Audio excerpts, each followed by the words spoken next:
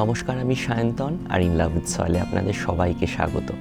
আশা করি আপনারা সবাই ভালো আছেন। অসাধারণ দিন আজ। একদিকে যেমন সহনশীল তাপমাত্রা, পাশাপাশি রৌদ্রে মাখামাখি ঝকঝকে একটি দিন। এই দুয়ের সহাবস্থান আমাদের জলবায়ুতে প্রায় হয় না বললেই চলে। কাজে এরকম একটা দিন পেলে মনে হয় রোদটা একটু গায়ে মেখে নিই। যাই হোক, আজ আলোচনা করব ডেসমোডিয়াম বা ব্লু ব্রায়া নিয়ে। গাছটি প্রায় 1 বছর, বলা ভালো 1.5 বছর হলো আমি পরিচর্যা করছি, এবং এই গাছের ভালো দিক এবং খারাপ দিক দুই নিয়েই আজ কথা বলবো। কিভাবে আপনারা পরিচর্যা করবেন, কারণ সম্প্রতি এই গাছটি বেশ সহজলভ্য হয়ে উঠেছে, লোকাল নার্সারিতে পাওয়া যাচ্ছে। হয়তো নামটি বললে অনেকেই চিনতে পারবে না। আপনারা আমার ভিডিওর কোনো ক্লিপিংসের স্ক্রিনশট নিয়ে রাখতে পারেন, গাছটা গিয়ে দেখালেই আপনারা পেয়ে যাবেন গাছ। আমার মনে হয় অন্তত যদি আপনার লোকাল নার্সারিতে নাও থাকে, আপনি বললে নিশ্চয়ই আনিয়ে দেবে। আর অনলাইনে তো আপনারা সংগ্রহ করতেই পারেন, কিন্তু আমার ব্যক্তিগতভাবে মনে হয় অনলাইনে একটু বেশি দাম চাইবে, তো সে বিষয়ে একটু সচেতন থাকবেন। এবং অনলাইনে যদি ঠিকঠাক গাছ না পাঠায়, তাহলে অনেক সময় কিন্তু গাছের শক আসতে পারে, এবং যদি ঠিকঠাক আপনি অভিজ্ঞ না হন এই গাছটির পরিচর্যার ক্ষেত্রে, তাহলে কিন্তু অনেক সময় গাছ পার্মানেন্টলি ড্যামেজড হতে পারে বা হয়তো মারাও যেতে পারে। এই তিক্ত অভিজ্ঞতার মুখোমুখি যাতে আপনাদের না হতে হয়, সেই জন্যই প্রথমে বলেছি লোকালি বা লোকাল নার্সারি থেকে গাছটি সংগ্রহ করুন। চলে আসি সরাসরি পরিচর্যার কথায়। প্রথমে বলবো কী ধরনের মাটি এরা পছন্দ করে। এক কথায় বলতে গেলে ওয়েল ড্রেন্ড সয়েল এদের জন্য আদর্শ। আপনি সমান পরিমাণে গার্ডেন সয়েল, বালি আর গোবর সার মিশিয়ে নিয়ে মাটি তৈরি করতে পারেন। মনে রাখবেন, এমন মাটি তৈরি করবেন না যেটা খুব দ্রুত শুকিয়ে যাচ্ছে, আবার এমন মাটি তৈরি করবেন না যেটা সারাক্ষণ অত্যন্ত ভিজে থাকছে। মানে খুব সগি সয়েল যেমন আপনি ব্যবহার করতে পারবেন না, তেমন খুব হার্ড ড্রাই সয়েলও আপনি ব্যবহার করতে পারবেন না। দুদিকেই যদি আপনি এক্সট্রিমে চলে যান, অর্থাৎ খুব শুকনো মাটি খুব দ্রুত শুকিয়ে যাচ্ছে, আবার খুব ভিজে মাটি সবসময় ভিজে থাকছে, এই এক্সট্রিমে যদি আপনি চলে যান, তাহলে কিন্তু এই গাছ খুব দ্রুত মারা যাবে বা শিকড় নষ্ট হয়ে যাবে। খুব দ্রুত যদি মাটি শুকিয়ে যায়, বিশেষ করে গরমকালে, তাহলে কিন্তু গাছ খুব স্ট্রেসড হয়ে পড়ে এবং খুব দ্রুত গাছ পাতা ঝরিয়ে ফেলে। সেটা এতটাই ড্রাস্টিক যে আপনার দেখলে মনে হবে গাছটা মারা গেছে। চিন্তা করবেন না, গাছটা আবার রিকভার করবে। তার জন্য কি করতে হবে আমি একটু পরেই আসছি। কিন্তু মাটির মধ্যে ময়েশ্চারের এই ফ্লাকচুয়েশনস বা আর্দ্রতার এই ওঠানামাকে এরা একেবারেই নিতে পারে না। কাজে আপনাকে এমন মাটি নির্বাচন করতে হবে যাতে মাটি সবসময় হালকা আর্দ্র থাকে, একেবারে যেন দ্রুত খটখটে শুকিয়ে না যায়, আবার যেন সবসময় একেবারে ভিজে স্যাঁতস্যাঁতে জল ধরে রাখছে, আপনি হাত দিলেই বেশ জলটা আপনার হাতে লেগে যাচ্ছে মাটি থেকে, এই রকম অবস্থাতেও যেন না থাকে। এইভাবেই মাটি তৈরি করুন, তাহলে দেখবেন গাছ খুব ভালো থাকছে। পরবর্তী পয়েন্টের কথায় আসবো। এরপর বলবো এরা কীরকম আলো প্রত্যাশা করে। আপনি দুভাবেই গাছটি পরিচর্যা করতে পারেন। সারাদিন রোদে রেখে পরিচর্যা করতে পারেন, আবার আপনি চাইলে সকালের দিকে 1-2 ঘন্টা রোদ এবং সারাদিন অপ্রত্যক্ষ উজ্জ্বল আলো অর্থাৎ ইনডাইরেক্ট ব্রাইট লাইটে রাখতে পারেন। আবার আপনি সারাদিন ইনডাইরেক্ট ব্রাইট লাইটে রাখতে পারেন। এই সমস্ত ক্ষেত্রে গাছ খুব ভালো রেসপন্ড করবে, গাছ খুব ভালো মতো বেড়ে উঠবে। এখন আমি কখনো পুরোপুরি ছায়ার মধ্যে রাখিনি, খুব ঘন ছায়া কখনোই রাখিনি, সেই জন্য আমি এটা বলতে পারবো না যে সারাদিন ছায়াতে রাখলে গাছে ফুল আসবে কিনা।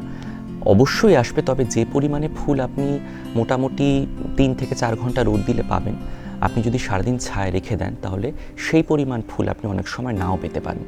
তবে এটা একটা খুব গুরুত্বপূর্ণ বিষয়, আপনি যদি প্রয়োজনের তুলনায় অতিরিক্ত আলো দেন, যেমন গ্রীষ্মকালে যদি আপনি সারাদিন গাছকে রোদে রেখে দেন, তাহলে কিন্তু ফুল তো আপনি খুব কমই পাবেন, কারণ গাছ বেশিরভাগ সময় স্ট্রেস থাকবে। তার কারণ এরা খুব চড়া রোদ নিতে পারে না। আপনি দেখবেন খুব দ্রুত পাতা ঝরে যাবে, এবং গরমকালে যেহেতু সবসময় মাটিকে সমানভাবে আর্দ্র রাখার সম্ভাবনা অনেক সময় কমে যায় বা আমাদের পক্ষে সেটা হয়ে ওঠে না, সেই জন্য ওই ময়েশ্চারের ফ্লাকচুয়েশনস যখন হয়, তখন গাছ খুব দ্রুত পাতা ঝরিয়ে দেয়, তো তাতে গাছ অধিকাংশ সময় স্ট্রেস থাকে। তো আমি বলবো গরমকালে চেষ্টা করবেন গাছকে এমন জায়গায় রাখতে যেখানে মোটামুটি সকালের দিকে 2-3 ঘন্টা রোদ পাচ্ছে এবং বাকি সময়টা অপ্রত্যক্ষ উজ্জ্বল আলো পাচ্ছে, তাহলে দেখবেন গাছ খুব ভালো থাকছে।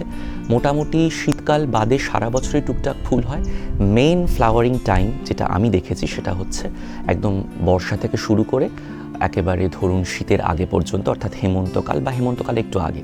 এই দীর্ঘ সময় জুড়ে একাধিক ফ্লাশে ফ্লাওয়ার আসে, অর্থাৎ একবার প্রচুর পরিমাণে ফুল হলো, আবার ফুলগুলো ঝরে গেল, আবার ফুল এলো।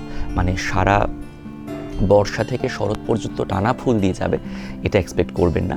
ফুল হবে, আবার একটা রেস্টিং পিরিয়ড আসবে, আবার ফুল হবে। গরমকালেও আপনারা টুকটাক ফুল পেতে পারেন যদি আপনি মাটিকে সমানভাবে আর্দ্র রাখতে পারেন এবং যদি আপনি ঠিকঠাক লাইটিং কন্ডিশনটাকে এনশিওর করতে পারেন, অর্থাৎ সকালের দিকে 2-3 ঘন্টা রোদ এবং বাকি সময়টা অপ্রত্যক্ষ উজ্জ্বল আলো অর্থাৎ ইনডাইরেক্ট ব্রাইট লাইট। কাজেই এই গাছ পরিচর্যা করার ক্ষেত্রে কিন্তু আপনাকে একটু ফ্লেক্সিবল হতে হবে, কারণ এই গাছও আলো নেওয়ার ক্ষেত্রে বেশ ফ্লেক্সিবল। এবং আপনারা যারা এমন জায়গায় বাগান চর্চা করছেন যেখানে সারাদিন রোদ আসছে না, সকালের দিকে রোদ আসছে এবং বাকি সময়টা উজ্জ্বল অপ্রত্যক্ষ আলো আসছে, এই রকম গ্রোয়িং কন্ডিশনে কিন্তু এই গাছ অত্যন্ত ভালো। খুব ভালো মতো আপনি এই গাছের পরিচর্যা করতে পারবেন এবং যেহেতু এই গাছ বিরাট বড় হয় না, খুব বেশি জায়গা লাগে না, একটা বনসাইয়ের মতো একটা ন্যাচারাল বনসাই লুক থাকে। কারণ আমি এই কথাটা উল্লেখ করলাম, ন্যাচারাল বনসাইয়ের কথাটা উল্লেখ করলাম কারণ আমি জানি আমাদের মধ্যে বা আপনাদের মধ্যে অনেকেই বনসাই খুব একটা পছন্দ করে না, কিন্তু চিন্তা করার কোনো কারণ নেই, এটা ন্যাচারালি খুব ছোট শ্রাব, সেই জন্য আপনি প্রথম থেকে দেখবেন এই গাছের মধ্যে একটা বনসাই লুক আছে। কাজেই আপনাকে জোর করে গাছটিকে বনসাইয়ের জায়গায় নিয়ে যেতে হবে না বা বনসাই শিল্পের মধ্যে একে কোনোভাবেই নথিভুক্ত করতে হবে না। এরা স্বাভাবিকভাবেই বনসাইয়ের মতো ছোট, কম্প্যাক্ট। তো সেই জন্য যদি আপনি একটা ন্যাচারাল বনসাইয়ের মতো কোনো গাছ পছন্দ করেন বা আপনারা যারা বনসাই ভালোবাসেন তাদের জন্য কিন্তু এই গাছ আদর্শ। কাজে অবশ্যই এই গাছটি আপনারা সংগ্রহ করতে পারেন। পরবর্তী পয়েন্টে আসবো। এরপর বলবো এরা কীরকম জল প্রত্যাশা করে। আমি মাটি আলোচনার সময় বলছিলাম যে এরা আর্দ্রতা যথেষ্ট পছন্দ করে, কাজে আপনাকে খুব ভালো মতো জল দিতে হবে, বিশেষ করে গরমকালে। গরমকালে কিন্তু সচেতন থাকবেন, মাটি যেন পুরোপুরি শুকিয়ে না যায় সেরকমভাবে জল দেবেন। প্রয়োজন হলে দিনে 2 বার জল দেবেন। এদের রুট সিস্টেম যথেষ্ট জোরালো হয় এবং রুটকে ভালো মতো বাঁচিয়ে রাখতে গেলে গাছকে ভালো মতো জল সরবরাহ করতে হবে, বিশেষ করে গরমকালে। আমি বারবার এই জন্যই বলছি কারণ গরমকালে যদি আপনি গাছকে পর্যাপ্ত পরিমাণে আর্দ্রতা সরবরাহ না করেন তাহলে কিন্তু আপনি গাছ বাঁচাতে পারবেন না। এটা অত্যন্ত গুরুত্বপূর্ণ একটি বিষয়। এবং এই প্রসঙ্গে আরও একটা কথা বলে রাখি, আপনি যখন রিপোর্ট করছেন এই গাছটি তখন খুব সাবধানে করবেন, শিকড়কে খুব একটা ডিস্টার্ব করবেন না। আপনি যদি খুব বেশি শিকড়কে নাড়াচাড়া করেন বা টিজ করেন শিকড় নিয়ে, তাহলে কিন্তু দেখবেন গাছ খুব দ্রুত মারা যাচ্ছে বা গাছের গ্রোথ একদম থমকে যাচ্ছে, গাছ অনেকটা সময় নিচ্ছে বড় হয়ে ওঠার জন্য। আপনাকে একটা উদাহরণ দেখাই। গত বছর মুখার্জি হর্টিকালচার ফার্ম থেকে আমি এই ব্রায়াটি সংগ্রহ করেছিলাম। এটা ছোট পাতার ব্রায়া নয়, এটা বড় পাতার ডেসমোডিয়াম। ফুলও খুব সুন্দর। আমার কাছে যে ব্রায়া আছে তার থেকে মানে আকারে বড় ফুলগুলো। এই গাছটি যখন আমি সংগ্রহ করেছিলাম এটা একটা নেট পটে ছিল। তো গাছটা যেহেতু খুবই ছোট ছিল, একেবারে প্রায় 3 থেকে 4 ইঞ্চি হাইট, একদম ছোট একটা কাটিং। তো আমি সংগ্রহ করার পর আমি চেয়েছিলাম যে এটাকে আমি নেট পটে বড় করব না। আমার কাছে যে ব্রায়াটি আছে, যেটা ছবি আমি আপনাদের দেখাচ্ছি, সেটাও নেট পটেই আমার কাছে এসেছিলো অনলাইনে এবং আমি নেট পটটা কিছুটা কেটে গাছটা বসিয়েছিলাম। পুরোটাই যে কাটতে পেরেছি এমন নয়, নেট পটের মধ্যেই এখনও গাছটা আছে, তো ভালো মতোই বেড়ে উঠছে, খুব একটা সমস্যা হয়নি। তো এই গাছটার সঙ্গে যাতে সেরকম কিছু না হয়, ভবিষ্যতে যাতে কোনো সমস্যা না হয়, সেই জন্য আমি এই গাছটার নেট পটটা সরিয়ে গাছটাকে আবার রিপোর্ট করেছিলাম।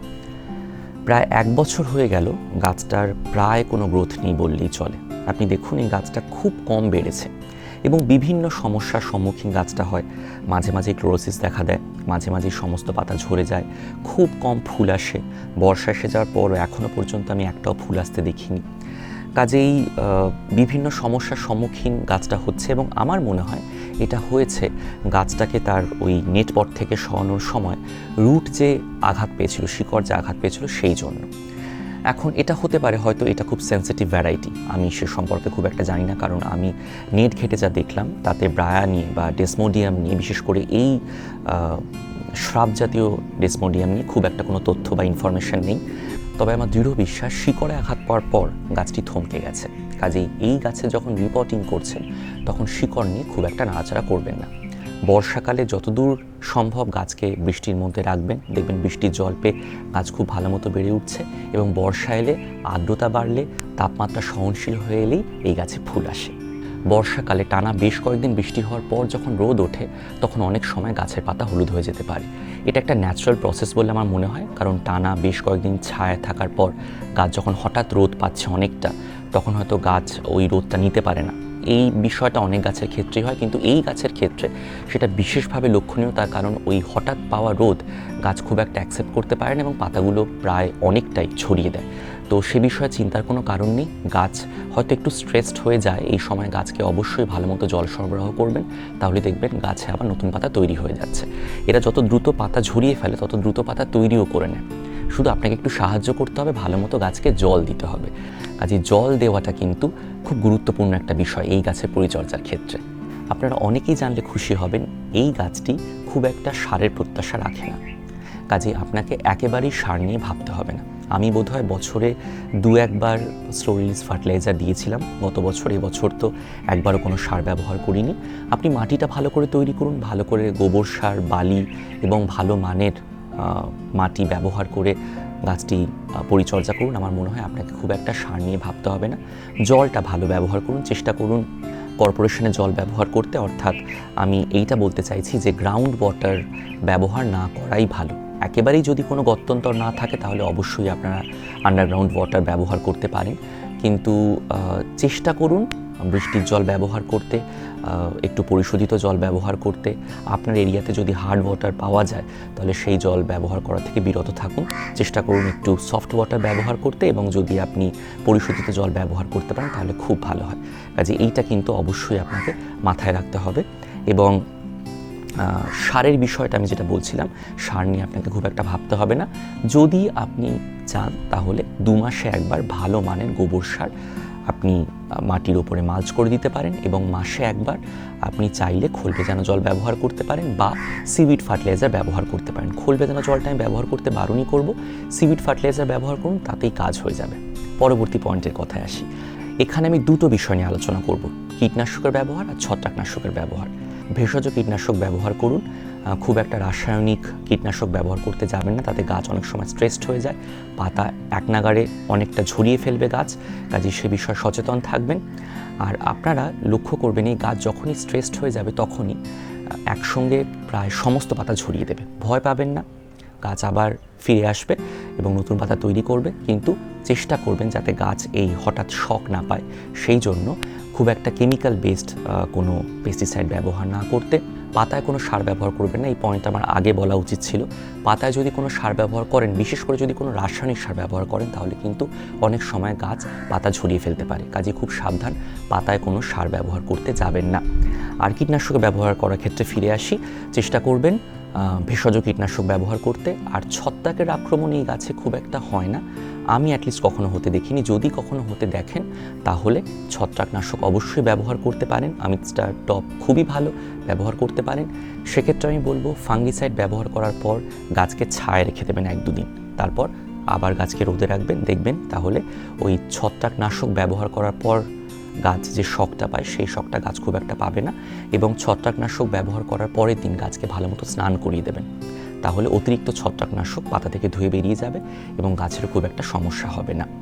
বেশ কিছুক্ষণ আগে আমি বলেছিলাম যে এই গাছ দুর্বল হয়ে পড়লে আপনারা কি করবেন।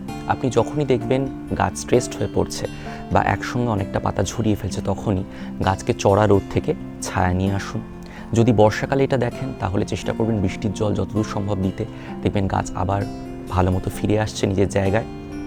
যদি গ্রীষ্মকালে এরকম অবস্থা দেখেন তাহলে গাছকে ছায়া নিয়ে আসবেন, ছায়া রেখে পরিচর্যা করুন 7-8 দিন, তারপর আস্তে আস্তে গাছকে আবার রোদে ইন্ট্রোডিউস করান। প্রথম দিন 2 ঘন্টা এবং এরকমভাবে 4-5 দিন 2 ঘন্টা রোদ দিন সকালের দিকে, তারপর আস্তে আস্তে রোদের পরিমাণ বাড়াবেন। একদিন 2 ঘন্টা দেওয়ার পর পরের দিন আবার রোদের পরিমাণ বাড়ানোর দরকার নেই, টানা 1 সপ্তাহ গাছকে 2 ঘন্টা রোদ দিন, গ্রীষ্মকালের কথা বলছি। তারপর আস্তে আস্তে রোদের পরিমাণটা গ্র্যাজুয়ালি বাড়াতে থাকুন, তাহলে দেখবেন গাছ আর খুব একটা স্ট্রেস পাবে না। তো এইটা আপনাকে একটুখানি যত্ন নিতে হতে পারে, এই বিষয়টা একটু সচেতন থাকবেন। কাজেই যেহেতু এই গাছের পরিচর্যা অন্যান্য ক্ষেত্রে অত্যন্ত কম, এই জল আর গাছের এই সাডেন শক, এই দুটো বিষয় আপনাকে একটু সচেতন থাকতে হবে। আর সবশেষে প্রুনিংয়ের কথা বলবো। প্রুনিং নিয়ে আপনাকে খুব একটা ভাবতে হবে না। যদি আপনি এই গাছকে একটা বনসাই শেপ নিজের মতো করে দিতে চান তাহলে অবশ্যই প্রুনিং করতে পারেন টুকটাক, কিন্তু আমার মনে হয় প্রুনিং করা খুব একটা দরকার নেই, কারণ এই গাছ ন্যাচারালি এত সুন্দর একটা শেপ নেয়, সেটা এত সুন্দর দেখতে হয় যে আমার মনে হয় না খোদার ওপর খোদকারি করে আমরা খুব একটা ভালো কিছু সৃষ্টি করতে পারবো। কাজে অবশ্যই গাছটি আপনারা সংগ্রহ করতে পারেন। খুব সুন্দর একটি গাছ, খুব কম্প্যাক্ট একটি গাছ এবং একদম অন্য রকমের একটি গাছ। কেমন লাগলো এই ভিডিও অবশ্যই তো আমাদের জানাতে ভুলবেন না, এবং যদি কোনো জিজ্ঞাসা থাকে তাহলে অবশ্যই কমেন্টের মাধ্যমে জানাবেন। সবাই ভালো থাকবেন, সুস্থ থাকবেন এবং অবশ্যই আমাদের সঙ্গে থাকবেন।